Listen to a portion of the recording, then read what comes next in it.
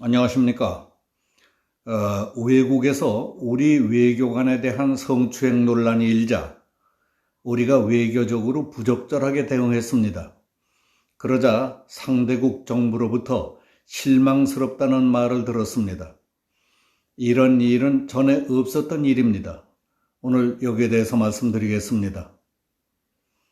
뉴질랜드 한국 대사관에 근무하는 현지인 남성 직원을 성추행한 한국 외교관을 보내달라는 요구를 거부하고 있는 문재인 정부에 대해 뉴질랜드 정부와 언론 등이 노골적인 태도로 나오기 시작했습니다. 뉴질랜드 외무부는 30일 한국 정부가 성추행 혐의를 받고 있는 한국 외교관에 대한 뉴질랜드 경찰 수사에 협조하지 않는다. 실망스럽다고 했습니다. 한국이 외교관의 성비위 논란이 일자 부적절한 외교 대응으로 외국 정부로부터 실망스럽다는 입장 표명을 들었다는 것은 외교적으로 흔치 않은 일입니다.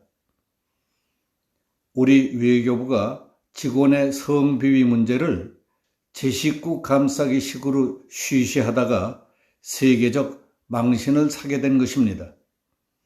뉴질랜드 외무부는 이 사건에 대한 입장을 묻는 언론의 질의에 대해서 뉴질랜드 정부는 한국 정부가 이 사건과 관련한 뉴질랜드 경찰 요청에 협조하지 않은 것에 대해 실망을 표현한 바 있다고 밝혔습니다. 그리고 뉴질랜드의 입장은 모든 외교관이 주재국의 법률을 준수하고 자신들의 행동에 대한 법적 책임을 지기를 기대하는 것이라면서 이 일은 경찰 수사가 진행 중이기 때문에 뉴질랜드 정부는 더 이상의 언급은 하지 않겠다고 했습니다. 한국 외교관 A씨는 2017년 말 주 뉴질랜드 대사관에 근무할 때 대사관에서 일하는 뉴질랜드 국적의 남자 직원을 3차례에 걸쳐 성추행한 혐의를 받고 있습니다. 그렇지만 A씨는 뉴질랜드 경찰 조사를 받기 전인 2018년에 귀국해 외교부 자체 조사만 받고 감봉 1개월에 가벼운 징계를 받았습니다. 그 후 A씨는 아시아 주요국의 총영사로 발령이 나서 현재도 근무 중입니다. 뉴질랜드 법원은 지난 2월 A씨에 대한 체포영장을 발부해서 한국 외교부에 협조 요청했습니다. 하지만 외교부는 외교관의 특권 및 면제 등 여러 가지를 종합적으로 검토했다면서 이를 거부했습니다. 이와 같은 사실은 외교부가 알리지 않고 있었습니다. 그러다가 지난 4월 뉴질랜드 언론에 보도되면서 국내에서도 알려졌습니다. 외교부는 그 후 국내외 언론이 이 사건과 관련된 의혹을 보도하고 정부의 대응 태도를 지속적으로 지적했지만은 별다른 반응을 보이지 않아 왔습니다. 그러다가 엊그제 지난 28일 한국과 뉴질랜드 정상통화에서 제신다 아던 뉴질랜드 총리가 성추행 문제를 거론하는 초유의 외교사고가 발생했습니다. 이를 외교사고라고 하는 이유는 통상 우방국 정상 간 통화는 덕담으로 시작해서 덕담으로 끝나는 게 기본이고 불미스러운 일이 있을 경우 실무선에서 사전 조율을 거쳐 정상끼리 직접 거론하지 않도록 하는 게 외교의 상식이기 때문입니다. 최근 뉴질랜드 언론들은 성추행 혐의를 받고 있는 한국 외교관의 실명과 얼굴 사진, 근무처 등을 낱낱이 밝히며 한국 정부가 뉴질랜드 성추행을 저지른 혐의를 받고 있는 외교관을 보호하고 있다고 성토하고 있습니다.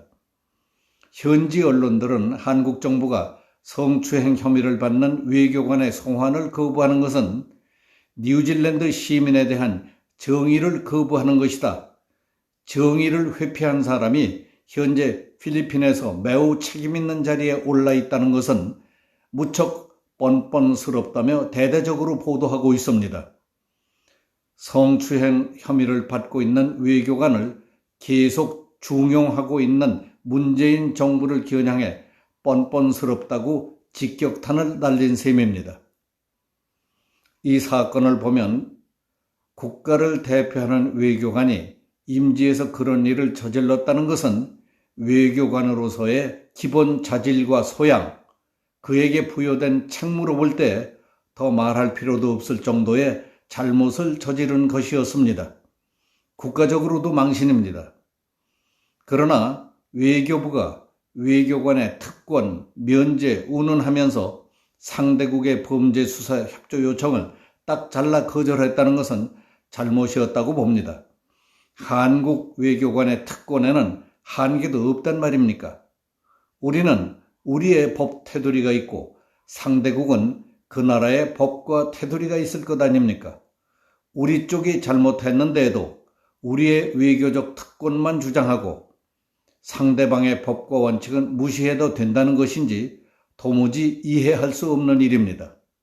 그리고 우리 외교부는 뉴질랜드의 경찰, 법원, 정부가 문제 삼고 있는 사건을 어떻게 보고 있길래 부처에서 내부적으로 처리하고 말하는가 하는 것도 문제입니다.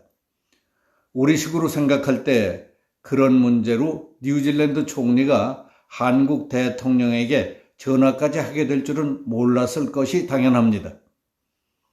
또 청와대까지 보고하기에는 여건과 분위기가 좋지 않았던 것도 이해합니다. 그렇지 않습니까? 윤석열 검찰의 조국 수사, 울산시장 부정선거 수사, 윤미향의 정신대 할머니들 골 빼먹기, 4.15 총선, 북한의 남북 연락사무소 폭파, 그에 이어진 4.15 부정선거 고발 사태와 코로나 재확산 등 골치 아프고 큰일들이 산더미 같은 때였기 때문에 외교관 한 사람의 성추행 문제를 청와대까지 보고한다는 것도 적절치 않다고 판단했을 수도 있습니다. 그러나 문 대통령의 입장에서는 아무것도 모르고 있는데 뉴질랜드 총리가 전화를 걸어오더니 한국 외교관의 성추문 문제로 소환 조사할 일이 있으니 조치해달라. 귀국 외교부가 협조를 않기 때문에 부득이 대통령께 말씀드리는 겁니다 했다면 문 대통령의 입장이 뭐가 됐겠습니까? 강경화 외교부 장관은 대통령의 심기가 불편해질 것을 염려해서 부처 내에서 문제를 해결해 보려고 했던 겁니까? 그러나 결과적으로 대통령도 민망스러우셨겠지만은 대한민국과 외교부도 국제적으로 또 망신살이 뻗치게 된 것 같습니다. 왜냐하면 서울특별시장이 성추문으로 비극적인 종말을 거둔 지 얼마 안 됐기 때문에 그 직후에 보도된 한국 외교관의 성추문 사건이 국제적으로 도드라져 보이게 생겼다는 겁니다. 오늘 여기서 마치겠습니다. 감사합니다.